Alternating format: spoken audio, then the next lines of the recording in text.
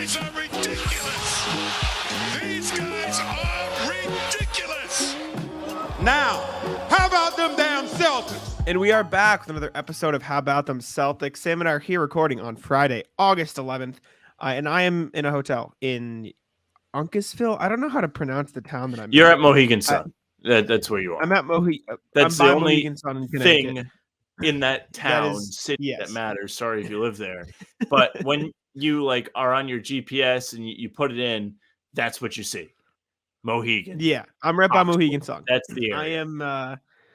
I'm in town for the Hall of Fame proceedings for Spurs Wire, because obviously it's Spurs event, basically. It's Becky Hammond, it's Greg Pop, it's Tony Parker, even Paul Gasol played for the Spurs. So a little bit of everything here, also for Bulls Wire, technically, if you want to make the D-Wade, Paul Gasol, Bulls connections too. But went to the press conferences today, driving up to Springfield tomorrow for the actual ceremony, a couple events in the morning.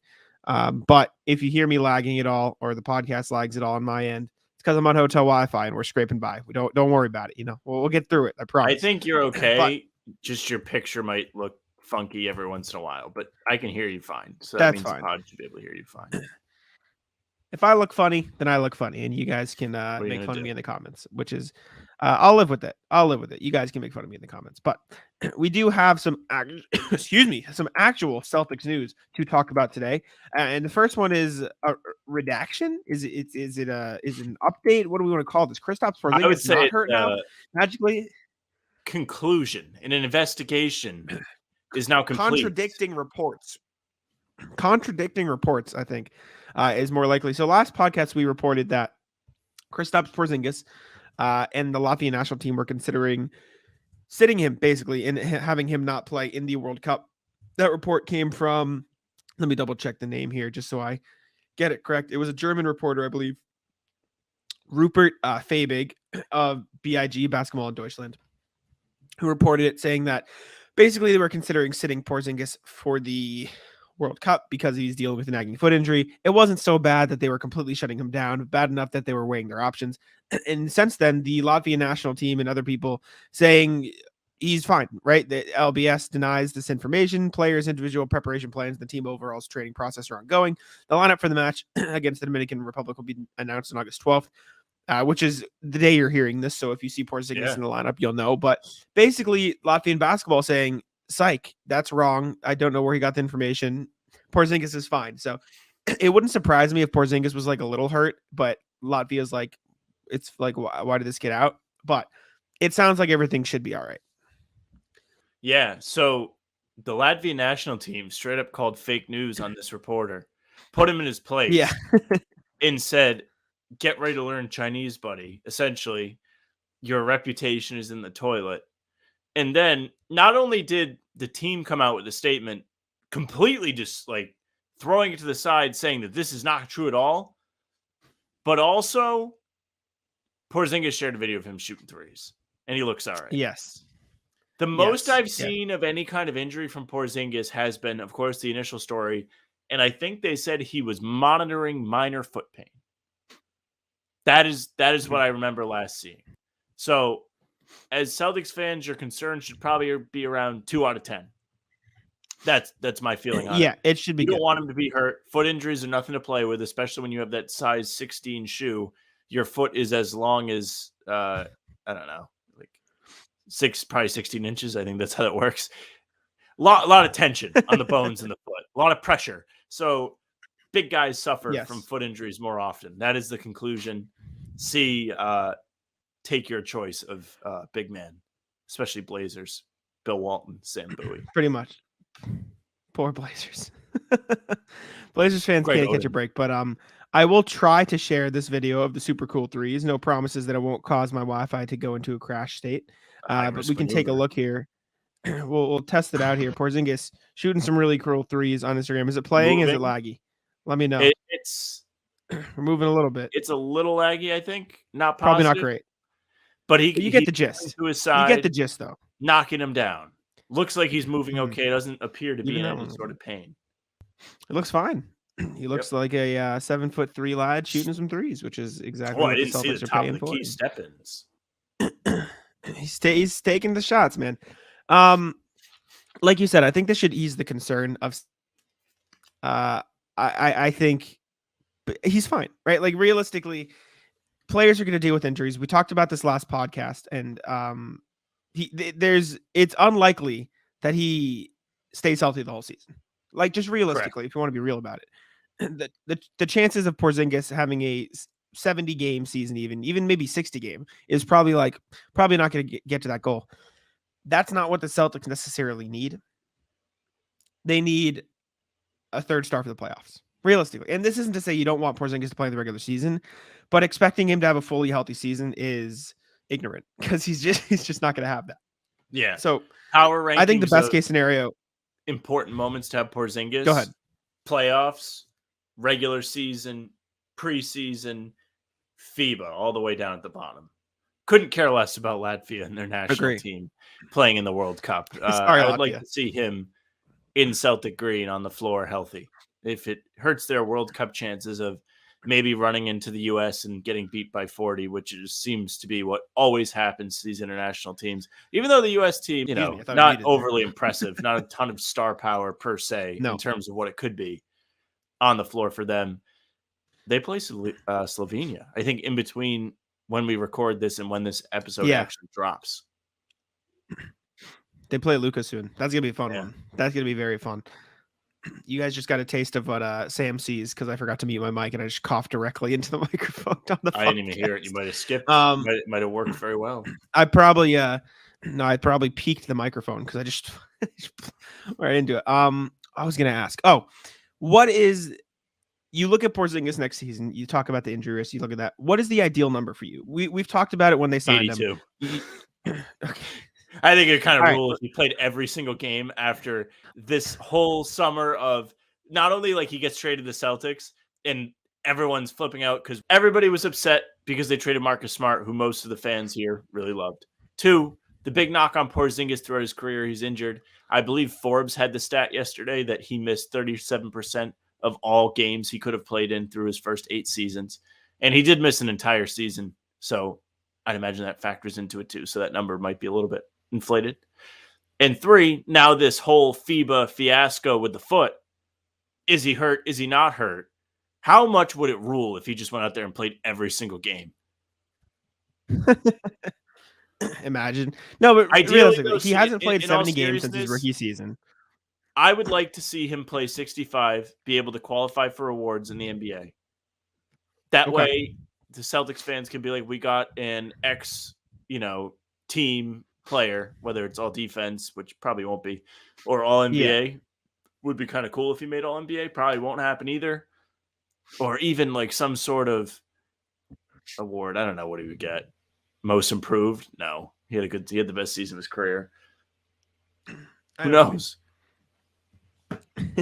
If the Celtics are good enough, he could be in line for a third All-Star. But then again, the game number doesn't matter as much. But he played 65 last year for the first time since his sophomore season. He played 72, 66, and then he's been 48 injured the whole season, 57, 43, 51, 34. So inconsistent since then. 65 last year. And a lot of people are concerned. And I'm not saying it's the same, but like sitting here and acting like the Celtics traded an every year 82 game player for an injury prone player is also a little bit unfair.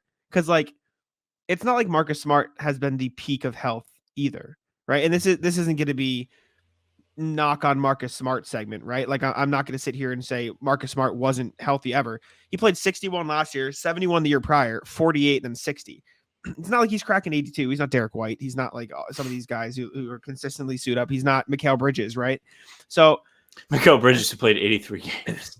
He just doesn't sit, which I love it. Respect. But I think I'd be happy with 55 sounds really low. So I'd probably go with 60. But if the 55 games he plays are a 55 game season where it's just him getting his due rest, him, having a couple minor things that keep him out for a week or so, like then I'd be okay. I don't want him dealing with anything nagging. I think that's the biggest thing. I don't necessarily care about Kristaps Porzingis dealing with minor foot pain here, with a rest day here, with it's just little things throughout the season because those things happen. if he's dealing with like a nagging thing, like a Robert Williams during the 2022 season, where it's affecting his play when he comes back, that's where I think the problem lies. So realistically, I don't really care how many regular season games Kristaps plays unless he plays like 20, because that's like a problem. But I'd like, be heated if he only played 20 games. I know. All the people would but come in the comments section be like, we were right. You guys are idiots. I know. Of course, right? And they're going to do that anyways. But realistically, if you can play 50 to 55 games, high end probably around 65, 70, and 70 would be like the most since his rookie season. As long as they're not nagging injuries, I don't really care. As long as he's fine for the playoffs and he can play a full playoffs with maybe missing a couple games here and there if he's really having a rough season. If he's healthy for the playoffs, I don't care how many regular season games he plays, genuinely. Because I think the upside matters. If he's out in the playoffs here and there, whatever. That's what we just said. No, that's not what I mean. I want him to be healthy for the playoffs. I'll rephrase. Okay. All right. I meant the worst case scenario for the playoffs. No, let me start that over. They should handle the regular season so that the worst case scenario for the playoffs is he has to take a rest game, like in some, like he has to take a little time, like rest because he's dealt with something nagging all season. How realistically, if he had to take a rest game in like a must-win game, like a winner-go-home game. That's not what I mean. And he's just like on the bench, or like, yeah, he's a little tuckered out. He's got a suit on. It's fine. Scrap the playoff talk. My point is, I don't care if he plays 50 games in the regular season as long as you keep him healthy. If it's a 55 games where he's not dealing with any nagging injuries and it's just minor things scattered, don't care. That's fine. That's fine because I think the Celtics can handle that and they'll be okay. So, but yeah, update from Porzingis. They sure have the star power to handle it. They should be able to take on the burden of being without Porzingis. I think they've got the big man rotation with Rob and Al. It'll be interesting to see how they rotate those guys just with who's sitting tonight. Absolutely. So update from Porzingis, Latvia basically saying, psych, that report is wrong. Please, fake news. So yeah, there is that. Next thing we have some Celtics schedule stuff that has come out. A few different Celtics schedule stuff. Sam, you wrote about the preseason for Celtics blog, so I'll let you kick that off. Sure did. Expert analysis. So we're going to talk about a few games that we know the Celtics are going to be playing in this next 5 minutes or so, or may go longer. These 5 preseason games have all been confirmed by the team. They announced the schedule on Twitter. They open against Philadelphia at home on October 8th. NBA did them dirty. Preseason back-to-back. Travel to MSG the next day to play the Knicks.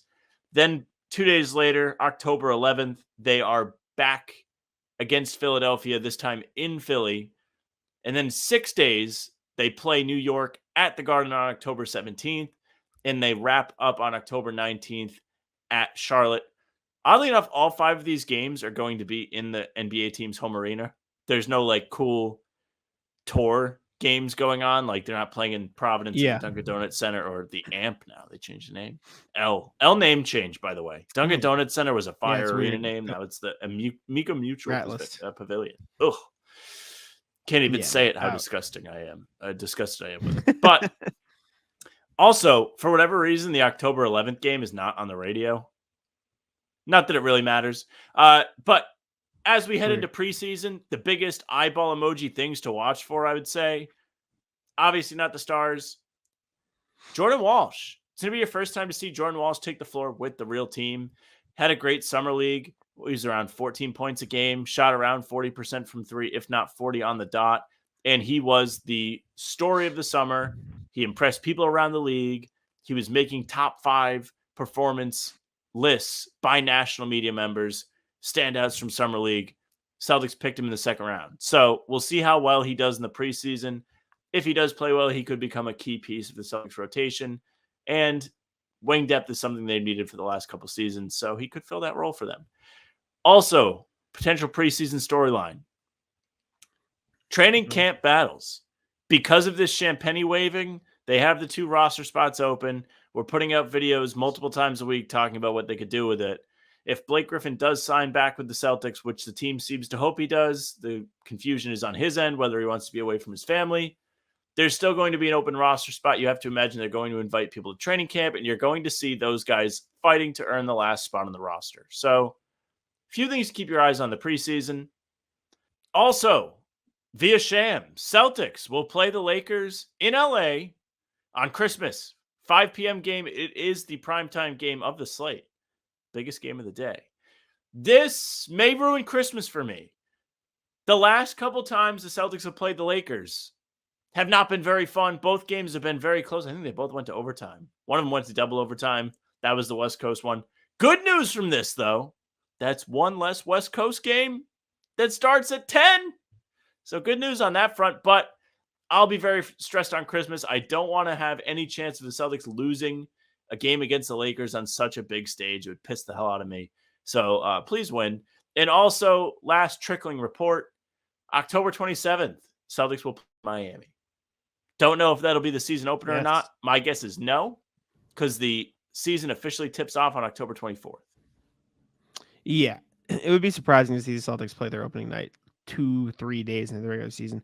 But yeah, I mean, all sounds good. The preseason schedule is standard. I thought they'd play Toronto, but it looks like they're just going interdivision elsewhere and then to Charlotte to wrap it up. Sam, you hate Christmas anyway, so realistically, this would just make it a disaster for you. Yeah, well, I'll tell you what, the NBA is really the only thing I like about it, so that part could be ruined for me too. True. Yeah. That's good though. I don't mind it. And then the game against Miami makes sense. Probably just their first meeting, and it's probably their like opening week. Let's have good games the opening week to get people back into the NBA. So they'll put the Celtics in Heat there, which makes sense. But good so far. All good things. Speaking of, I think the trade things to get fans into the early season of the NBA. Eyes peeled Tuesday, August 15th. Apparently 3 p.m. ESPN is going to run a special on it. In-season tournament dates getting announced. We already know who the Celtics will have in their group. It will be them, Orlando, Toronto, Chicago, and last team who sucks. Brooklyn? Is it Brooklyn? Brooklyn. So they have probably the easiest group in the league. Does that mean they'll win it? Hopefully, but knowing them, they hate to beat bad teams, and they were kind of terrible against a couple of those teams.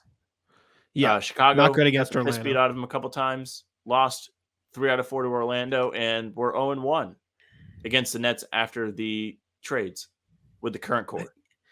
Not great. Definitely not ideal. But eyes peeled next week. Celtics blog preview on that from me. There you go.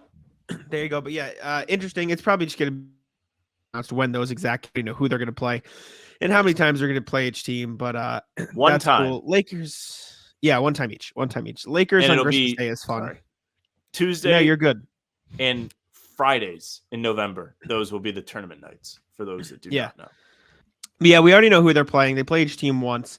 Nets, Raptors. You just said it 2 seconds ago and I'm forgetting. Nets, Raptors, Bulls. Nets, Raptors, Bulls, Magic. Last one. Yep. Yes.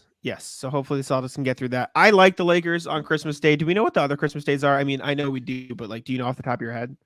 Knicks play the Bucks. Warriors play the Nuggets. Philly must play somebody.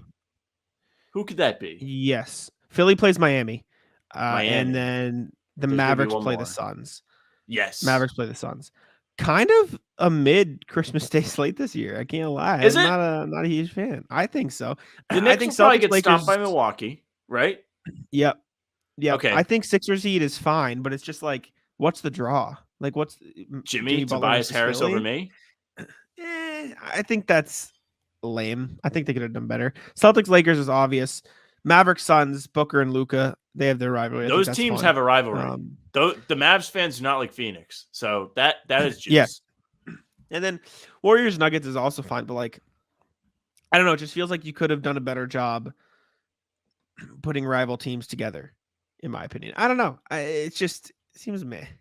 I don't know what you could have done better because, realistically, what were the rivalries last year? The Nuggets just kind of stormed through everybody. The Nuggets just stomped through the playoffs. What rivalries? I kind of think the Nuggets are due to have a rivalry with the Warriors, and here's why: Denver was the team that was the first casualty to this Warriors core, right? The Warriors ran through them in the playoffs. That was when they kind of came onto the scene, and everybody was like, "Oh my god, the Warriors might be real." And then Iguodala either gets traded to the Warriors, or I think he just straight up signed there, leaves Denver. So there's a little bit of history to that. Warriors swept Denver in the playoffs last season on the way to their 4th title when they beat the Celtics. There's a little juice. Last 2 champions. That's an okay one. Again, Mavs, Phoenix, those teams don't like each other. There's the picture of Luka smirking at Booker as the Mavs are up 1 million in that game 7. Yeah. Yeah, there's stuff. I think they should have put Lakers against the Nuggets to do a rematch of the conference finals last year, whatever. Very competitive. I think they should have stuck the Warriors against, I don't know. I think Celtics Heat should have been a Christmas Day. Just from the way it's played out for the past 3 seasons. I think you could have then put Bucks Sixers, and that has a little more juice to it.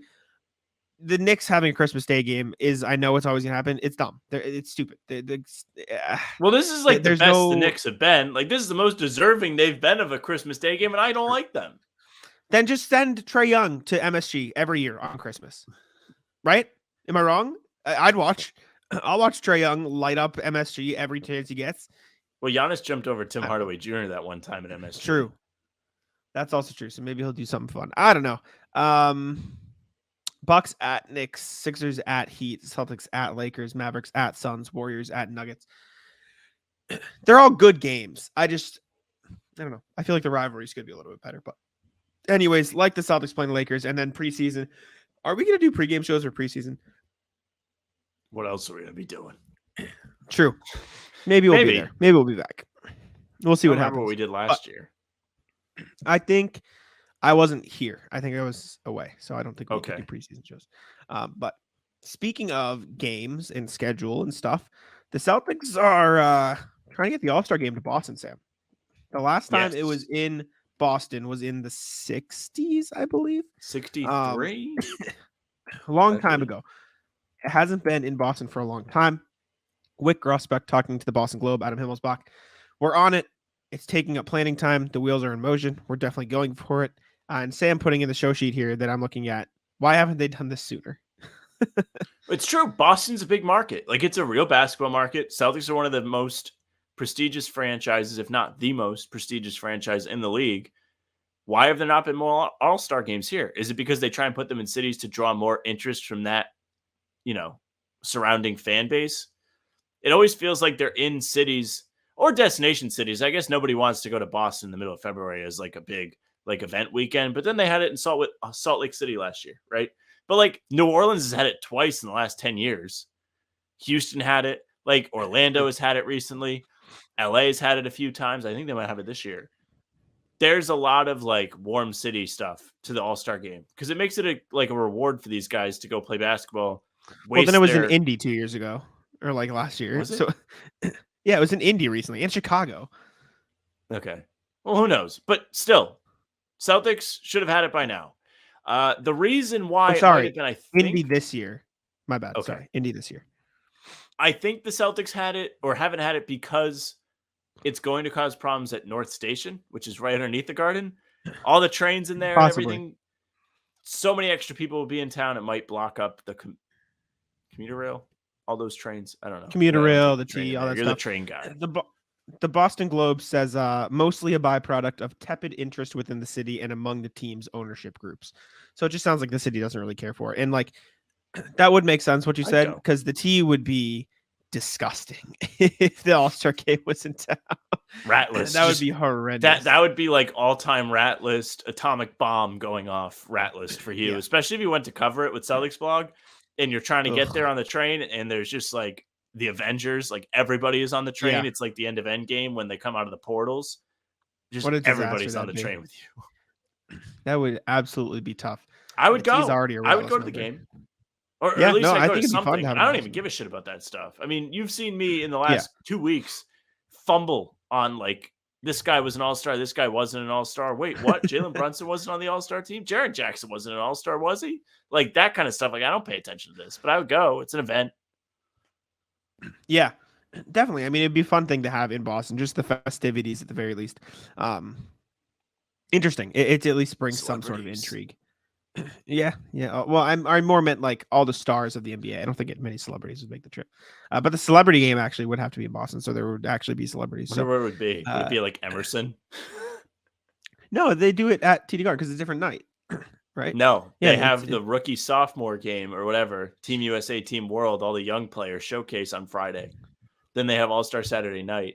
Then they have the All-Star game on Sunday, but they also have the celebrity game on Friday, but I think it's at a different place. Usually these cities have it at a smaller arena, like where the G League team plays. Really? I believe so, yeah. I didn't know that. I thought it was in the same arena. Huh. Interesting. Yeah, just throw them at like Emerson or Emmanuel or some random college in Boston. Bunker Hill Community College. Yeah, Boston College. Boston College probably actually be. Just have them outside. Yeah. Park. Why not? Throw them out in the streets. See what happens. All right. Next thing we have is Rick Barry. Not a fan of Jaylen Brown's contract. I don't know what podcast he was on. I should have found it, but I am struggling with Wi-Fi as it is, so I didn't do enough research. I can look it up as we're talking. But quote from Rick Barry on Jaylen Brown's contract, and I will look up the podcast it was on after this. You look at some of the contracts they have, like Brown, $306 million. I mean, that's just hard for me to believe. You know what his average in the playoffs for them is 18.5 points a game. I mean, 18.5 points a game. He's going to make $69 million a year, last year's contract, but 18.5 points a game, that's nothing. Seriously. To pay somebody that kind of money, he's a nice player. I really like him, but man, he's got to improve his game. He turns the ball over too much. He tries to force things. And so is his teammate Tatum. That's one of the reasons they lost the Warriors 2 seasons ago. They make too many turnovers. Shut up, Rick Barry. Stop talking. Like it's just What stupid. do I say? He had a bad playoff run. They got to stop giving these guys microphones. Yes. It's just like he clearly doesn't understand team building. Whether you think Jaylen Brown from an outside perspective is worth $306 million, or it's actually $304 million, but $304 million, it doesn't matter.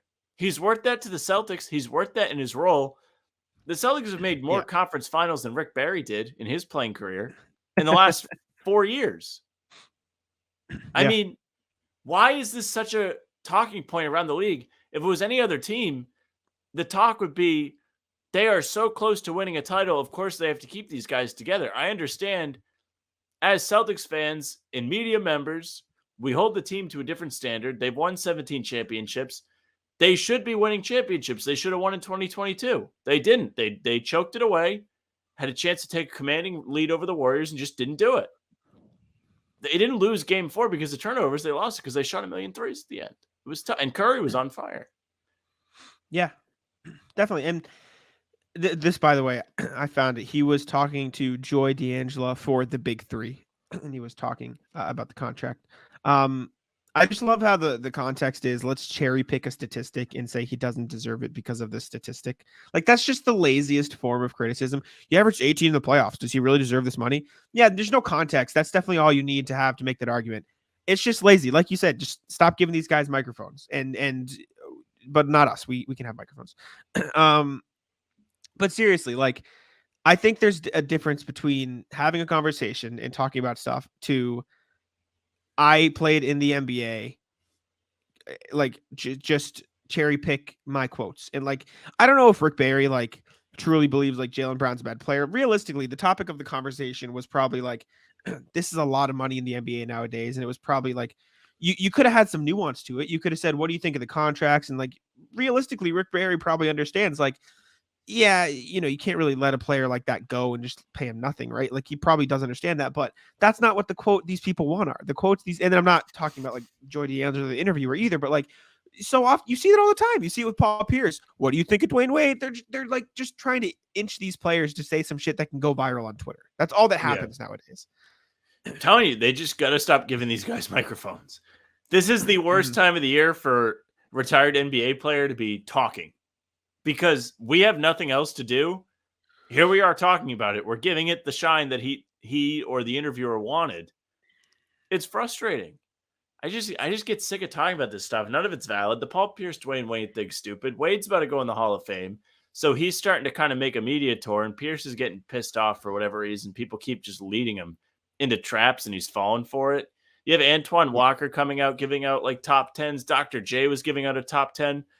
And like he didn't have Bird in it, and people were pissed. Like there's just so much of this crap going on with like former players talking. Everybody has a podcast now, and none of them are really making great points, which isn't always the point of a podcast, I guess. Like you want to have fun, but like nobody's having fun with this. Nobody cares about the Paul Pierce, Dwayne Wade thing. We posted a video about it, and nobody cared. Nobody cares. Even like, excuse me, sorry. Even like Paul George had Klay Thompson on his podcast, and Klay was saying stuff, and Devin Booker responded like there was drama. Devin Booker was like in Paul George's Instagram comment saying, "Did you get the response you wanted?" And Paul George was like on his Twitch stream and said like, sorry ass reply or whatever. It's just like this is bound to happen, and it's probably realistically these sort of thoughts and interactions have probably happened for a long time. It's just with social media now, everybody gets to see them, everyone gets to know about them, and players who haven't played basketball in a million years are having mics put in front of them and forced to talk about the game. Now, like, remember last year when JJ Redick said, Bob Cousy sucks or whoever it was, and he was just like ripping into all these old players, and like I saw a clip on TikTok the other day, and it was like basketball influencers or whatever, like these TikTok creators who were like, I like who they are. It's the Broadcast Boys. Have you seen them? No. On social media, they're fun. I like them. But somebody asked a question to NBA player, I can't remember who it was, and it was just like, who do you think has a better handle, Bob Cousy or JJ Redick? And they're like, probably JJ Redick. Bob Cousy would dribble to his left with his right hand, and it's like, that's not a knock on what Bob Cousy accomplished. This is my thought process on the whole thing. Just since this is the rabbit hole we've gone down after talking about Rick Barry, talking about Jaylen Brown. Right. I'm not like going to sit here and say Rick Barry had a bad career. Rick Barry had a phenomenal career. Oh, Bob Cousy had a phenomenal career, right? Like these are amazing basketball players. Absolutely. These are amazing basketball players. They are not as talented as today's basketball players. That's just a fact. That unfortunately for them, they didn't make as much money. Like guys started making money in the NBA in like the last 10 years. KG was the highest paid NBA player ever, and he made less money throughout his whole career than Jaylen Brown will make in the next 5 years. And KG was one of the all-time greats in his position. People compare him to the greatest power forwards of all time, the whole nine. But guys today are making so much more money. I can understand if there's jealousy too. And I don't know if that's necessarily the fuel for this, but I can see it. It's like the student loan debt, how like all these older people said, we had to pay our student loan, so you have to pay your student loan.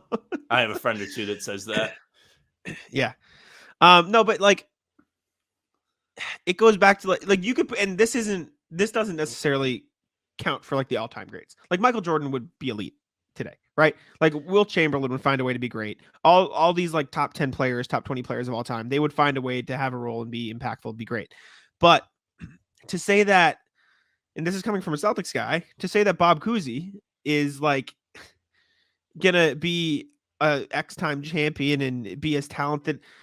These guys are jumping over cars in high school. Like it's just like people just evolve. It's evolution, right? Do you know what I'm saying? This is like, fish. All that time ago. For those who are maybe don't believe in science, fish grew feet and walk on land now. That's how evolution works. People grow, right? Like stuff happens. No. People, mad at me in the comments if you want. This is science, and you can get angry.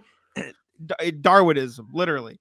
Darwinism is my favorite, but I always bring it up at different times. Like if I see somebody doing something that's like dangerous, I'm like, Darwinism. There you go. No, but like players improve because players learn how to be better, and they learn how to maximize their strengths, and they get more athletic, and they train from a younger age and all these things. And that's not a knock on the careers these players had. Like Bill Russell is a top 10 player because he won those championships against players at that level, right? Like he played against players in that time, and he was better than those players at the time. LeBron James won championships in this era, and he was better than the players in his era. And that's why you can't really compare the two. And that's why it's hard to make these lists. But to hear, lists are tough, but we do them anyways. But to hear Rick Barry being like, well, he doesn't deserve this money. Put the microphone down, buddy. Just stop. Cut it. Just put it down. I always say with this guy, like how good was, we'll say Bob Cousy, even though it's a bad example because I'm not convinced Bob Cousy would translate in today's NBA, even if he was born in the modern era, right? But my argument generally is if you plucked Bill Russell as an infant and you placed him in 1998 as an infant, he would have grown up and learned to play basketball in a different way. He still would have been physically gifted, and he sure as hell would have had the work ethic to become a great player.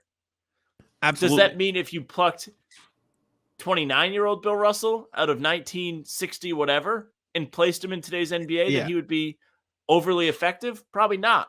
But if these today, there's no doubting that they would still become great in some way. They have to be. Yeah. Yeah. No, I think that's a good point too. I never thought of it that way. But those arguments are always I so don't know. stupid to me. Like, yeah, of course. Mhm. Like, Bill Russell played basketball the way basketball was played in the 1960s. Of course, he's not shooting threes. He's not a stretch big. Exactly. This is why Andre Drummond would have been a GOAT if he played in the 80s. If you pluck Andre Drummond at 30 or let's say 26 and put him in the 80s, nasty. He'd be disgusting. It's just the way he plays. It happens. But yeah, I don't know. Just these conversations get old very quick. We talked about Jason Tatum's 2K rating last time, Sam. Jaylen Brown got his 2K rating. I know you love 2K. Jaylen Brown's an 89 in 2K. And you put on here, which I did see as well, people on Twitter were complaining that Jamal Murray's an 88 and lower than Jaylen Brown. And so we spark more list debates. But realistically, I feel like 89 is a fair rating for Jaylen Brown. It makes sense. He might be his highest ever. I believe it. The game, at least. Yeah, I believe it. Maybe you argue for 90. As far as the Jamal Murray thing, Jamal Murray helped the Nuggets win a championship. Yes, it's not doubting that. And he was awesome. He's phenomenal. He was awesome in that playoff run. Do you think he's better than Jaylen Brown? Right now, I don't think so. I think it's just a tough call. Like, Jaylen Brown was an All-NBA player last year. I think the tier thing is where this comes to play. They're probably the same tier, but I think Jaylen Brown's probably a few spots ahead of him. That's where I would probably lean. I would say that the rating suggests that they're on the same tier. Exactly, but people are still complaining because it's August. It's August. There's nothing to talk about. If it was flipped, I'm sure Celtics fans would be heated too. They'd be like, what the hell? Jaylen Brown made All-NBA. But the facts are there. I mean, Murray had an excellent playoff run. If you want to use recency bias, I think he was like 26 points, 7+ assists, and almost 6 rebounds per game, and he was efficient in that playoff run with Denver. He deserves. But do you know what? Why? Agree, absolutely. But do you know why that doesn't work? And why? And this isn't a knock on you. This is a knock on all the people who are complaining. The reason you can't do that is because if you only based ratings off that, Caleb Martin would be in 90. So that's not how life works, right? You have to take in the general scope of everything. Jaylen Brown was a second-team All-NBA player, and outside of, realistically, he didn't have a bad playoff. Like, Jaylen Brown had a pretty damn good playoff run outside of the Heat series, right? And up until that point, he was fine. He struggled in the playoff series, and the issue is that the last image of Jamal Murray etched in everybody's brain is a championship parade, and the last image of Jaylen Brown etched in people's brain is an 8-turnover game to lose in Game 7. So that's why people are complaining. But in the grand scheme of things, I'd probably still put Jaylen Brown above Jamal Murray, although it's like we're talking if Jaylen Brown's the 21st best player, Jamal Murray's 22nd, 23rd. You know what I'm saying? Like it's not like there's a huge gap, which is why one's an 88 and one's an 89. To see if 2K adds in more errors to their GM mode. Because I know we talked about this last time, but that is probably the most fun part of the game this year, where you can start a franchise mode in the 80s or the early 2000s. They don't have the 2010s, which I really think would be an interesting one. That was a really fun era of basketball. And then you can start in the modern day. But I would like to see more. I'd like to see 2012, start in 2012. All right, next one. Speaking of Miami in Celtics killers, Justin Champagnie, member of the Heat now. They've picked him up. Yep. Guaranteed contract or two-way? No, training camp deal. Training camp deal. Okay. Yes. Never a good sign when you release a player and then Miami picks him up. Not good. Not good at all. No. Could this turn into a Max Strus situation? Maybe. Did they pluck him off the Sioux Fall Sky last year? Whatever they Skyforce, their G League team? I think they did. Oh, the Celtics? They might have. Yeah, the Celtics plucked him from Miami. I think we even talked about this when we were like, they signed Champagnie. We were like, oh, like if he's not getting minutes with the Pro Heat team, that's not good. Like if they can't squeeze the skill out of him, but they're going back. They're circling back. He did play 23 games with the Sioux Fall Skyforce. He averaged 18 points, 8 rebounds, 1 assist, shot 52% from the field, and 30.6% from 3. Oh, wait till this G League video comes out. I just remember our G League record. Is it tomorrow? Saturday? No, the day after, because we have rankings coming out tomorrow.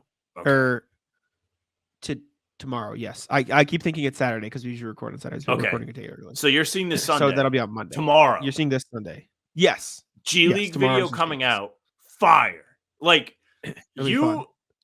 you're gonna have a new favorite player. You're gonna be like, Celtics need to sign this guy. That's all I'm saying. Yeah. I cut it out of the video that released when I said it accidentally. I cut the word out so people don't know. People, if they watch the channel, you they should don't just know who it bleeped is it. either. I should have, but I just cut it. I didn't want to find the bleep sound effect online, and I was just like, All I'll right, just cut it. fine. But there is that. Also, we'll give you an in-depth. Sam just messaged me phone Wi-Fi for the win about 10 minutes ago, and it's because you'll see a bunch of cuts, or maybe you won't. I don't know how bad the edit's gonna be. Hotel Wi-Fi is gonna make the rat list. Just be ready for later. Phone Wi-Fi, clutch. I have phone Wi-Fi. Phone Wi-Fi. Actually, I'm not gonna tell it though. Huge. We'll do rat list in a minute, but do we have one or two more Celtics things? Let me take a look here. Last Celtics thing we have. Okay, one more. Yeah. One more. This is a long one. Sam, I'm gonna let you. We have entered the courtroom, ladies and gentlemen. You were excited. Okay, so for those of you that don't know, this has been a story that's gone on for a little while. I want to say 2021. Yeah. This kind of all came out. Couple years. Tony Allen, Big Baby, Terrence Williams, all former Celtics, among 18 former NBA players who were accused of fraud, medical and dental claims from, I believe, their NBA healthcare, whatever plan that they get as players. Yeah. So Tony Allen and Big Baby have beaten the fraud charges. Woo. Tony Allen has paid back what he owes, but Terrence Williams, who played with the Celtics for a little bit, sentenced to 10 years in prison. And he has to pay up he has to forfeit $650,000 and pay $2.5 million in restitution. Or he already had to. No, he was ordered to. So he still has to pay it. And he's going to prison. Tough. Now, Glenn Davis clears all of this. Also involved, just in case you want other names, Shannon Brown, Melvin Ellie, Sebastian Telfair, Keon Dooling, and Alan Anderson, all involved. Yeah. Those last two sentenced to 20 or 30 to 24 months in prison. Also, this is how it went down. According to court documents, Terrence Williams recruited other benefits plan participants to the scheme. That's how it's written. In fairness to me, benefits plan participants to the scheme by quote unquote offering to provide them with false invoices to support their fraudulent claims. And medical professionals, including a dentist in California and doctors in California and Washington, provided Williams with those invoices, among other tactics. He submitted the fraudulent claims in exchange for kickbacks totaling at least $300,000. Now, this is not on the show sheet, but when this happened, you want to know how they caught them? All of them had appointments on the same days. They used the same invoices for every single guy. So all the fellas were heading to get a tooth checkup on the same day. Just like you, my girlfriend, and my dad all went to the dentist on that same day. Yes. You guys are all in a scheme together. But yes, Terrence Williams did not beat the charges.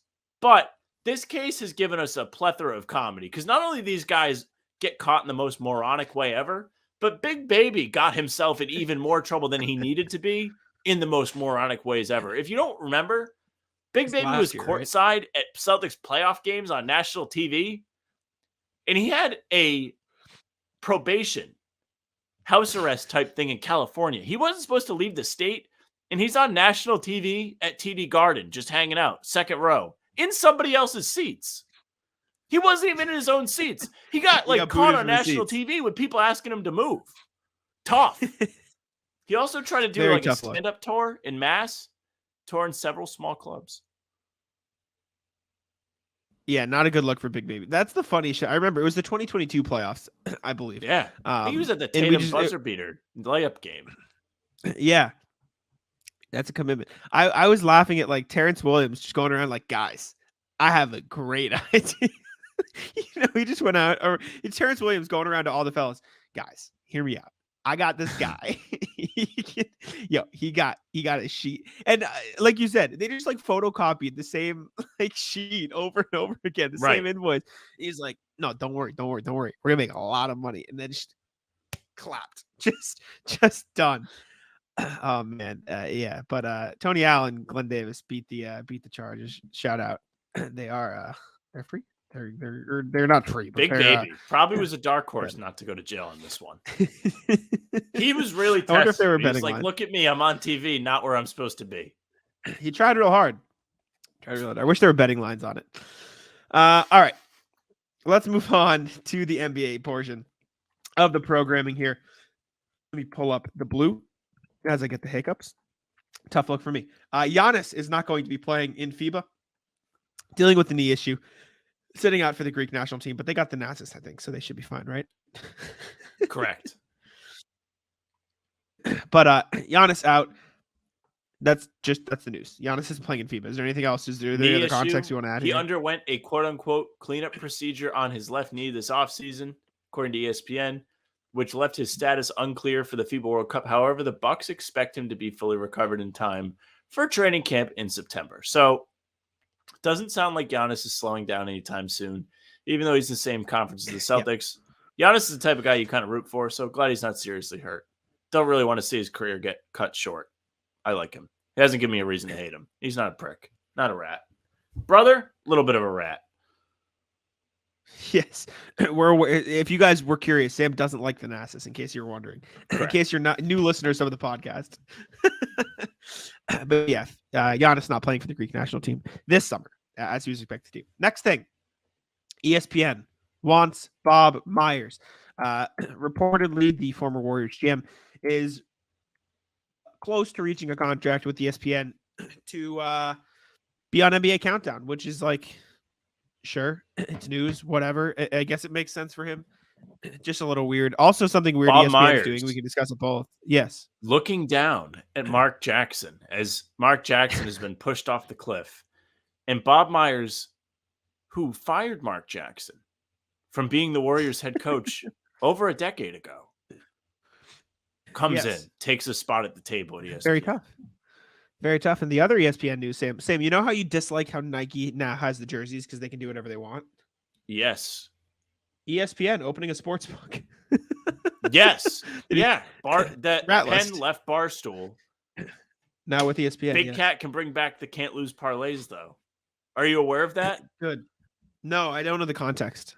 So they made him stop promoting his parlays as quote unquote can't lose because they didn't want to mislead bettors. Yeah. And he had to go to court and have like everyone present how bad he is at betting, and everybody knows he's bad at betting.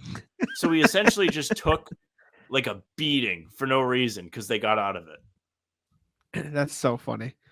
That's amazing. Oh, because they were arguing it's like sarcasm, obviously. Yes. Yeah. Okay. That makes sense.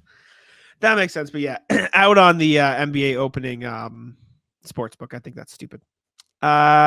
Sam's Reddit post of the day. I like this as a new segment. Is this our new segment? I enjoy. Hit me. Yeah, I mean, during the dog days of summer, the NBA summer subreddit does have some pretty good discussions. Today's was, what would you consider to be the biggest what if in NBA history? The poster, user JR9065, he says, mine is what if the Bulls won the coin toss over the Lakers for the 1979 NBA draft? In that circumstance, the Bulls take Magic at number 1. So many questions if that happens. Would Magic struggle in his early years like MJ did? Would Pippen and Magic end up being the greatest duo as Jordan and Pippen were? Ooh. Would Magic and Bird have a great rivalry? Does Bird end up being more successful? Who drafts Jordan? Does Jordan still have the same career he ended up having? Does Magic become the GOAT over Jordan? Are the Lakers no longer this renowned organization? Do Jerry Buss and the Buss family fade from relevancy? Does Shaq and Kobe go to the Lakers and have their run? Does Kareem get his rings on the Lakers? This is a massive what if. What do you consider the biggest what if? I'm not convinced that had Magic gone to Chicago, he would have been in a better situation than the Lakers. What do you think? In terms of what ifs or the Magic thing? Well, if Magic Johnson gets drafted by the Bulls, yes, they would not be as bad as they were in the years leading up to the Jordan draft, which was, 4 years after Magic comes into the league? But you have to imagine, like, they were still bad in those seasons. The roster was so bad that they got the number 3 pick. It's not like Magic's coming in, Kareem's not joining him, James Worthy isn't getting drafted. Like, there were some good pieces on those Lakers teams. They were excellent teams. I don't think he gets in Chicago. Just to the GOAT conversation of this post. Absolutely not. I definitely think it changes things. I definitely think I think it's two different conversations almost, because in order to get stuff with that big of a ripple effect, you have to dig deep. But if you want to go like what ifs, like what if Derrick Rose doesn't get hurt? Do you know what I'm saying? Like you could take multiple angles to this conversation. Is that one of your big what ifs? I think it's up there. I mean, granted, I just looked up a list of like examples to refresh my memory. Another one is yeah, of course I'm cheating. Of course. One is what if Shaq doesn't lead the Lakers? I think that's a big one. What if Shaq and Kobe get along? What if Shaq and Kobe are cool? Yeah, exactly. Because they probably would have won a few more rings, right? Yeah. And that's realistically the biggest thing that changes. Another one. What if Tim Duncan joined the Magic? Remember that when that was a thing? Yep. Tim Duncan almost signed with the drafted Magic. by the Celtics. Celtics were piss poor before that Duncan draft, and they got the shaft. I think they had 2 picks in the top 5. Neither one was number 1. With one of them, they picked Chauncey Billups. What if they kept Chauncey Billups? Yep. Then there's the Chris Paul trade. There was what if Kevin Love was traded for Klay Thompson's a good one. You still have not remember said that was number thing? 1. What if ever? Should I know this? Yes. There you go. That is a huge one. That he was supposed to be a great prospect like Jordan. Celtics pick him in 1986 after having one of the best teams ever, best seasons ever. Mm-hmm. Imagine if he joins them. That 90s deficit the Celtics had probably never happens. Yeah. No, I know what you're saying. If you want to talk just Celtics, what if the Nets GM, what if Danny Ainge couldn't fleece him? What if the Nets GM was competent? Oh, that'd be tough. I think I think the 2010s would have been a little interesting though, because you would have had really cool like farewell moments for Garnett and Pierce. Like I think they would have probably stuck around. I'm sure he had other deals in place though. I think Danny would have just still worked to get that done. I don't think he would have sat on those guys. Mm-hmm. Fair. What if KG comes earlier? He always talks about that. He's like, I wish I got to Boston earlier. The fans rock. Mm-hmm. Pierce going at Dwayne Wade. What if I had KG and Ray earlier? So I guess that's a little bit of a question. What if the Celtics win the lottery and get KD? Pierce doesn't have as much of a legacy here. Right? Yeah. KD would rule. What if the Blazers knew how to draft? I have an article. I was just going to say, what if the Trailblazers could actually draft players? Right? And ready? I'll read them off here. Yep. The worst draft picks in Portland Trailblazers history. LaRue Martin, first overall, over Bob McAdoo at 2nd and Julius Erving at 12. Tough. Bob McAdoo right there. Ugly. Wally Walker, 5th overall. 6th overall, Adrian Dantley. 8th overall, Robert Parrish. Very tough for the Trailblazers. 1978, Michael Thompson, 1st overall. Larry Bird went 6th. Good try, Portland. 2nd, 1984, Sam Bowie at 2. Michael Jordan at 3. 2007, Greg Oden number 1, KD number 2. 2017 draft, Justin Jackson over OG Anunoby, Kyle Kuzma. That's not as impactful, but still on the list. And then another one. Remember when they took Thomas Robinson? So what I was thinking of. Him over. Remember that name? Let's take a look here. No, I remember Thomas Robinson, but I do not remember what draft. I think the Kings drafted Thomas Robinson. Yeah, sorry, the Kings did. I mixed it up because he was on the Portland Trailblazers after. And the reason I mixed it up is because Thomas Robinson went 5 and Dame went 6. So they actually hit that one. My bad, Portland. But Blazers not very good at drafting. This we know. So tough for the Blazers. But all right, do we have any more NBA stuff? We have a trade. Yeah, we have a trade article here. I think we can. I'll talk about my Hall of Fame escapades, and then we can do the rat list. All right, so I'm at the Hall of Fame. We can talk. I'll just talk about some of the quotes. Not yet. Briefly. Yeah, not at the Hall of Fame yet. I am in Uncasville, I think is what it's called. Uncasville. Jack is at Mohegan. I'm at Mohegan. Went to the press conference today. It was good. Pop is hilarious. He they go, "What keeps you coming back?" And he just goes immediately. They go, "So Pop is like this long, eloquent question. So many years you're finally doing this. What keeps you coming back?" Without it missing a beat, money. He just goes, "Give me money." And he starts slamming the table, money,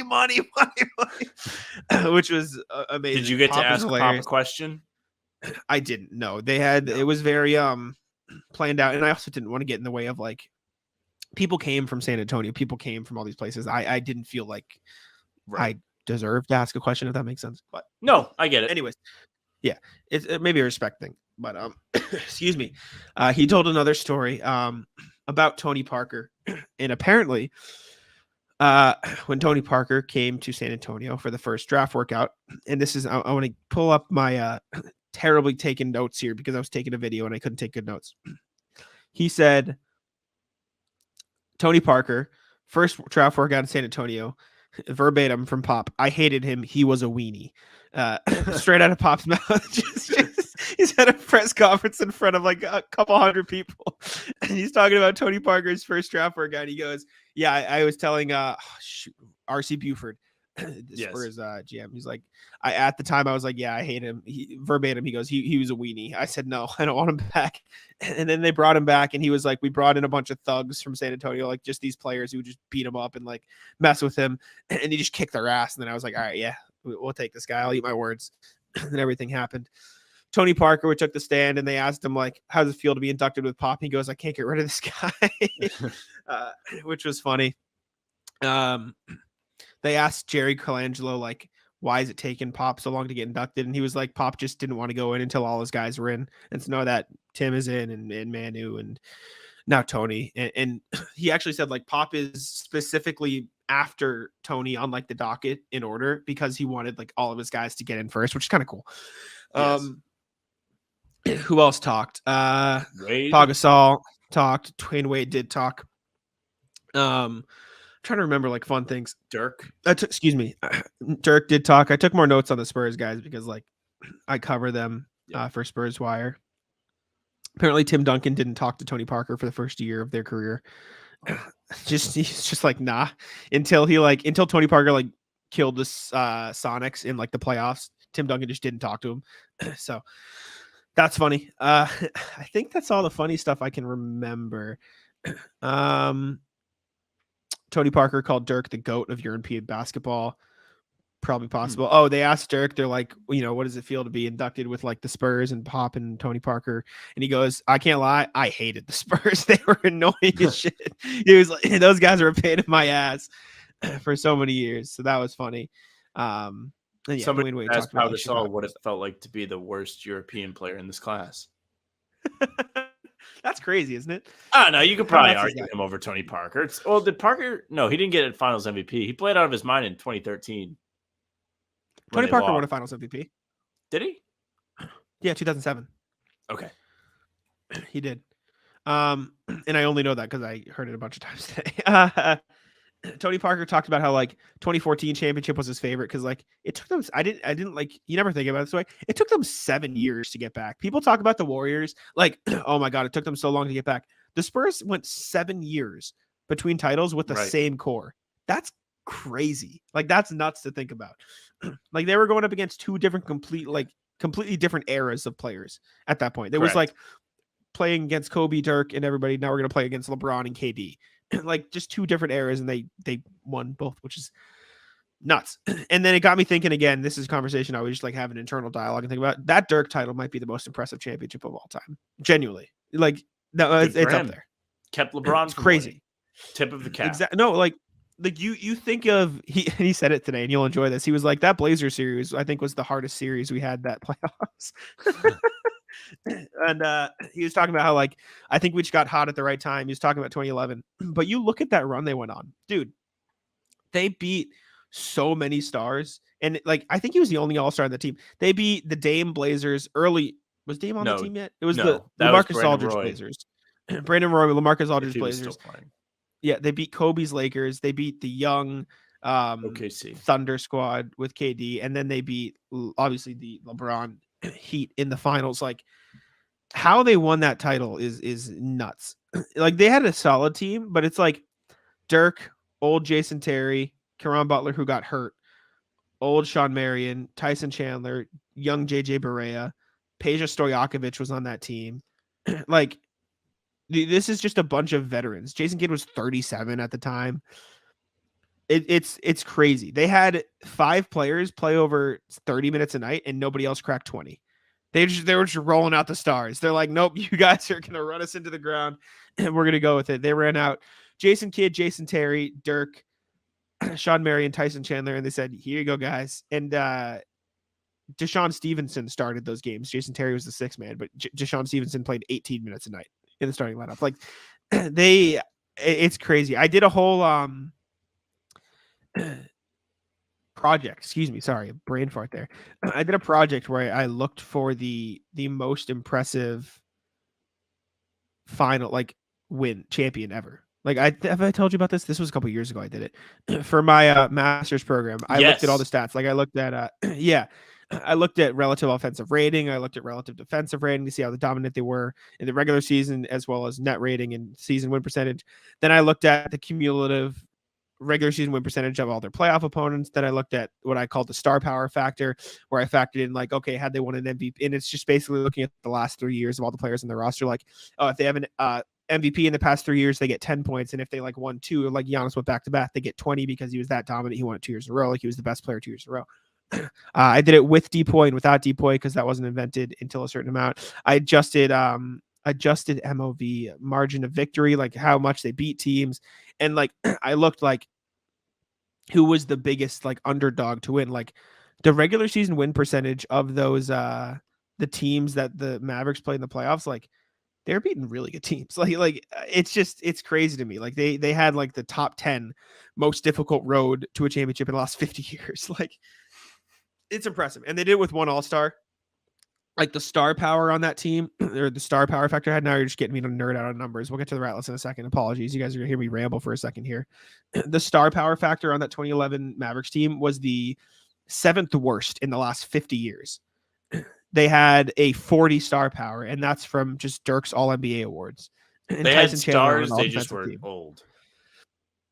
Yeah, like past their prime stars. Like, Yes. and for like context of, oh, well, what's a good star power? Like 40 is what the Mavericks had. Remember that? The best star power, the 2017 Warriors had 139 star power. Do you know? Like that's the context for you. So it's crazy. And that's not even a new thing either. Like the top star power is 2017, 1983, 2018, 1976, 2012. Like it's just like a matter of the times. Like those Bulls teams had over 100 for most of them. So yeah, it's just crazy that they were able to win a championship with Dirk. And so I always think that's cool because it's just random. Like he's one of the guys who, if without that championship, what's the narrative around him like? Big and fraud. On top of that, like, yeah, exactly. But on top of that, like the fact that he was able to get it, he goes from Charles Barkley, like, yeah, it's a good player, could never do it, to like, he's a fucking GOAT. Like, how did he win that shit? So shout out to him. Anyways, I've rambled about the Hall of Fame stuff for long enough. Let's do the Ratless so we can get out of here. All right. Hit me. You or me? You can go first. I'll let you lead. All right. Let me change the thing. Sorry. Yes. I'm editing a show sheet. Sam can put Mather out of the screen. No problem. All right. There you go. Ratless. Thank you, sir. Showcase Cinema. Ooh. I went to the movies last night. And yep. I went to see Barbie with my girlfriend. She wanted to go. First of all, the movie ruled. Hilarious. One of the funniest movies I've seen in a while. I want to see it. It just hit on all the things like I think are really funny. Like it might not be super funny to everybody. For me, it was like they made this movie for me. In terms of like punchlines, just things they made fun of. So that was the best. But the worst, we arrive at the theater. Now, this is the third time I've been to the movies this week. Different theater than I've gone to. All showcase theaters. But yep. The previous 2 times I'd gone, they have these specialty popcorns where it's like flavored popcorn. It's not the traditional butter popcorn. They have like Oreo popcorn, caramel popcorn, etc. I knew I was going to the movies all day yesterday. And I thought about that Oreo popcorn all day yesterday. And they didn't have any Oreo popcorn when I got to the stand. Very tough. Yeah. That was bend over, grab your shorts, exhaustion of just like disappointment all day. Jimmy Butler in the bubble. Yes. Exactly. Over. Brutal scenes. I'll Ratless hotel Wi-Fi. I alluded to it earlier in the show. Struggle bus. I'll give you some insight here. I won't share the screen. My edit notes are 3 minutes, check. 6 minutes, check. 7 minutes, check. 10:30, check. 13:15, check. 15:11, 15:50, 17:20. First 20 minutes of the show were impossible. Switched to the phone Wi-Fi, W phone Wi-Fi. Jack was beside himself. I was very angry. Well, it's not even because like it'd be one thing if I lag and came back because then that's easy to edit it. Half of it was like you're talking, you stop talking, but I don't hear you stop talking for 5 seconds, and then you start talking again, but then I start talking at the same time. It was just a mess, and it was terrible. It was the worst kind of lag, so I was pissed off. So Ratless the hotel Wi-Fi, even though this is actually a pretty nice hotel room, so I'm not going to complain. It's fine. but Wi-Fi's terrible. Ratlist service today's lunch. Went up to lunch with the boys today on a day where I feel like I'm just going to have a big day. One of those things, you're hungry. I'm like, you know what? I'm going to get 20 wings instead of 10. Damn. I'm like looking at the menu, couple seasonings, couple sauces I would like to try. It says you can get 1 per 10 wings. So I'm getting 20. Of course, I can get 2. I'm like, hey, can I do 20 wings? I will do 10 lemon pepper, 10 barbecue. Then she says to me, oh, like, I can't do that. I can give you like barbecue sauce on the side. I was like, whatever. I'll just take them all lemon pepper. My order comes out. She has put in an order of 10 wings for me instead of 10. Oh, no. And then she's like, yeah, you can have like the other sauce now. It's like, thanks. Disaster. She was looking out for you. She was counting the calories for you. Well, it doesn't matter. I planned. Yeah. I knew what my budget was when I went to lunch. I said, this is, I'm going to rip through the wings. That's what I feel like doing today. Well, unfortunate. Ratless Mohegan Sun. Oh, Ratless the casino. Not because of the casino. You haven't even gone yet. They haven't taken your money yet. I know. No, so I get there. Underestimate how massive this place is. Huge. It's obscenely huge. Yes. Right? Find parking. It's like 5 minutes from my hotel. Easy, right? Get there. Park, go inside. Do a maze. Takes me 5 to 10 minutes just to find the place that was supposed to be in the building, right? Like I get in the building, yes. 5 to 10 minute walk inside to find the place I was supposed to go. Get outside what seems to be the press conference room. But on the like media relations thing they sent us, it said Cabaret Theater is where the press conference is, but the Cabaret Ballroom is where you pick up your credentials. So in my head, like there's 2 different places, right? They're probably close, but there's 2 different rooms. So I get there. It doesn't make it immediately clear, like, okay, where's the ballroom? Where do I pick this up? Get to the theater. I ask somebody outside, and my social, skills, or not the skills, but anxiety. I don't like talking to people. Basically, we've determined this on the show. So I am out and about by myself because Cam Tabatabai, who was supposed to go with me, couldn't make the first day because Ricky Bobby, his dog, was sick. Get well soon, Ricky Bobby. Shout out on the podcast.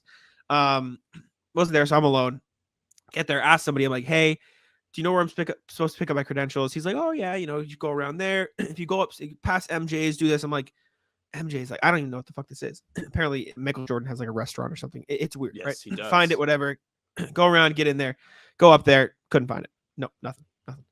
Ask somebody else while I'm walking. Hey, do you know where I'm supposed to go for this? They go, oh, you're supposed to go here. I said, somebody said MJ's. And then the guy he was with was like, oh yeah, MJ's. You just go up the stairs and MJ's is there. And so I'm thinking like, oh, okay. So I just missed it. I go up the stairs because they point me in the direction of the stairs. Nothing by MJ's. Couldn't find anything. Get to a concierge. Hey, do you know where this is? He goes, yeah. Go down the stairs. Take a left. Pass there. I'm like, and he goes, go past the Players Club. I'm like, all right, fine. Couldn't find the Players Club. Found it eventually. Got past it. End up exactly where I left off. I'm like, oh my God. I asked the security people. I'm like, do you know where I'm supposed to pick these up? They go, inside. Just in the place where I started. It was where I started. It was literally just through the security scanner is where the media passes were. And all these people are telling me go here, there, and everywhere. And on the sheet, it says different places. It was the same place. It's the same thing. So I was very mad because I walked around the Mohegan Sun like an idiot for 25 minutes trying to find where I was supposed to pick up my passes when I went to the right place. Catastrophic. It was just annoying. And like, it's not that like, it took a lot of time. It's that I asked these people, where do I pick this up? And they just told me to leave where I was supposed to. It was very frustrating. I was very annoyed after a while. Yeah, we found it eventually. Also, they didn't give us the Wi-Fi, and maybe I asked the wrong person. So I was just using phone Wi-Fi there too. Phone Wi-Fi has been the savior today. It's been fine. But I started the press conference at 70% battery. And so when you're taking 10 to 20 minute videos of each press conference and using the phone Wi-Fi and using Bluetooth, left at 10. It was a disaster. Anyways, not fun. Mohegan Sun Ratless, or whatever you want to call it there. That was a Ratless story. Ratless story. I was mad. Put it that way. Very fair. What do you got? I had one. I lost it. Oh, no. Disaster. It is a disaster. I was going to Ratless traffic, but the traffic wasn't terrible. Oh, I was driving around last night. Or like coming home from an errand or whatever. I was driving home basically. on a road in my town. This isn't in like a part of my trip. It's a different rat list. I'm going like the speed limit, right? It's late. Nobody's on the road. I'm listening to music. I'm not like in any rush. I'm vibing, right? I'm not speeding. It's not like traffic day or hours. I'm just chilling, right? Hanging out as you do. Sure. And this is like a 40-mile-an-hour road. Like it's not like a highway road. And there are dotted yellow lines, which is fine. Dude rides my ass for 2 minutes and then passes me going like, ooh, I watched 70. somebody do that. Rat list. Just why? Like, what's the purpose? Like, normally I'd be like, all right, fine. They have the right to pass me. They turned like 100 feet in front of me. You're in that big of a rush. You couldn't have waited an extra 30 seconds to turn. Just like, what are we doing? It was a truck, of course, in case you're wondering, in case you couldn't piece it together, because of course it was, because they are compensating. I remembered what my rat list was. So yesterday I was waiting to pick up my girlfriend from her, whatever she was doing. Sure. And pull in the parking lot. It is a small parking lot. It is at a dead end of a road in Providence, which is fine. And I decided to myself, I pulled in. Let me turn around and back in. That way I can just drive right out, get away. So I start to move back out. So all of a sudden, everybody decides they would like to come to this area and drive and pull in. So I'm in the midst of backing out. Somebody's trying to pull in. Another person's behind them. Becomes a whole fiasco. I finally get to back in. But it took me much longer than it should have. That is not a day ruiner, but it is a raise your blood pressure moment. I think we have some rat lists that we should be reading. I've got it on my phone. Yes. Don't you worry. Would you like me to pull it up on the screen? Sure, if you'd like to, yeah. Okay, let me see. I can move Matt the Rat if you pull it up. Actually, I can probably pull it up pretty quick because I have YouTube tabbed and the bookmarks tab on my computer. Give me 1 second. But I'm already there. As we ask, all right. As we ask every episode, leave your rat list in the comments. We will read them. We will put them on the screen here. This is, I don't know why we haven't been doing this all the time. This is super fun. It's a great way to engage. And we appreciate you guys. I think we have two people who, I think there are multiple rat lists, but I think two separate people submitted rat lists that we should be reading today. Okay. So pull it up here. All right. And read it out, Sam. Let's see what we got. Joey Spatula, big friend of the show. Rat list, the olds who suddenly act like they can't read when they walk up to my window. People are going to get injured next year. The Celtics are going to have an immaculate season. It happens. Why am I hearing myself? You're going to get hurt. Is the video playing? I was like, what? I'm hearing myself talk here. Rat list, Jack. He just can't control himself. Rat list, the olds that suddenly act like they can't read when they walk up to the window of Joey Spatula's food truck. Shout out Ironclad. So I guess they're just not. They're not there. They're not ready. Small tangent, not ratless, but just cool. Joey Spatula, legend of the podcast comments, messaged me today, and apparently somebody went to Ironclad's Eatery, left a review on the truck saying, "How about them Celtics?"